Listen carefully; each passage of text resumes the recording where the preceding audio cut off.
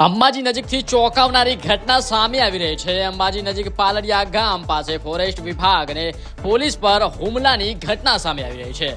અંબાજી તાલુકાના પાલડિયા ગામ નજીક વન વિભાગની જમીનના મામલે ચાલી રહેલા વિવાદ દરમિયાન પરિસ્થિતિ તણાવપૂર્ણ બની હતી। આદિવાસી વિસ્તારના સ્થાનિક લોકોના ટોળા દ્વારા ફોરેસ્ટ વિભાગ અને અંબાજી પોલીસ પર હુમલો કરવામાં આવ્યો હોવાની ઘટના સામે આવી રહી છે।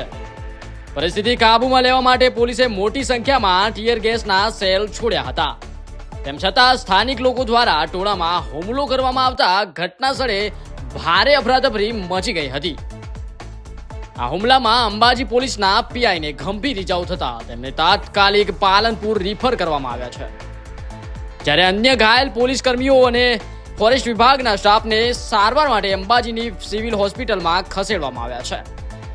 હાલ ઘટના સ્થળે ભારે પોલીસ બંદોબસ્ત ગોઠવવામાં આવ્યો છે અને પરિસ્થિતિ ઉપર કડક નજર રાખવામાં આવી રહી છે।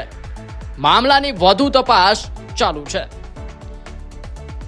અવનવી ખબરો માટે અમારા પેજને અત્યારે જ ફોલો કરો।